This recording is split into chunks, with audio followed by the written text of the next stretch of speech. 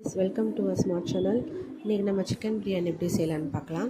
அதுக்கு ஒரு மிக்ஸி ஜாரில் இஞ்சி, பூண்டு, புதினா, கொத்தமல்லி, அதுக்கப்புறம் ஒரு பச்சை மிளகாய் போட்டுக்கோங்க. அதில் ஸ்பைசஸ் எல்லாத்தையும் ஆட் பண்ணி அதை கிரைண்ட் பண்ணி எடுத்துக்கலாம். அதுக்கப்புறமா குக்கரில் நெய் கொஞ்சம், அப்புறம் கோல்டு வின்னர் எண்ணெய் கொஞ்சம் ஆட் பண்ணிக்கோங்க. ஆனியன் போட்டுட்டு நல்லா வதக்கிக்கலாம். அதுக்கப்புறமா நம்ம கிரைண்ட் பண்ணி வச்சுருக்க பேஸ்ட்டு ஆட் பண்ணி வதக்கிக்கலாம். அதையும் இந்த மாதிரி நம்ம கிரைண்ட் பண்ணி எடுத்துக்கிட்டோம்னா நம்ம சாப்பிடக்குள்ளே எதையுமே ஒதுக்கி வைக்கிற மாதிரி இருக்காது. ஸோ நல்லாயிருக்கும். அந்த மாதிரி நீங்களும் ட்ரை பண்ணி பாருங்கள். அதுக்கப்புறமா பார்த்திங்கன்னா அது வதங்கினதும் கொஞ்சமாக மிளகாத்தூள், கரம் மசாலா, மல்லித்தூள் ஆட் பண்ணிக்கோங்க.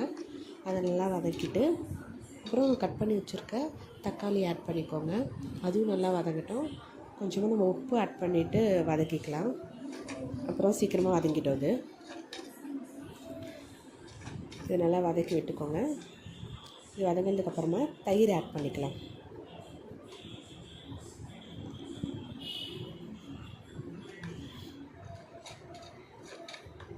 தயிர் ஆட் பண்ணிவிட்டு நல்லா மிக்ஸ் பண்ணி விட்டுக்கோங்க. ஒரு கிளாஸ் அரிசிக்கு 1.5 கிளாஸ் தண்ணி வச்சுருக்கோம்.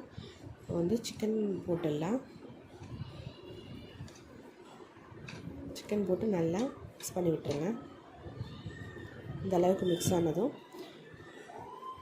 நம்ம 1.5 கிளாஸ் தண்ணி வச்சுருக்கோன்னு சொன்னோம் இல்லையா, அந்த 1.5 கிளாஸ் தண்ணி நம்ம இதில் ஆட் பண்ணிக்கலாம்.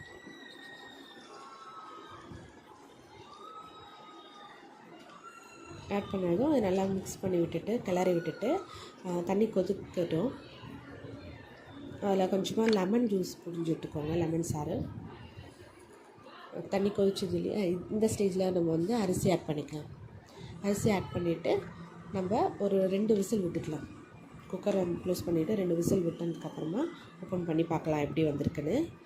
பிரியாணி பாருங்கள், நல்லா சுட சுட சுட சூப்பராக இருக்குது பார்க்கவே. நீங்களும் இந்த ரெசிபியை ட்ரை பண்ணி பாருங்கள். ட்ரை பண்ணிவிட்டு எப்படி இருக்குன்றதை கமெண்ட் பண்ணுங்கள். மறக்காமல் சேனலை சப்ஸ்கிரைப் பண்ணுங்கள். பாய்.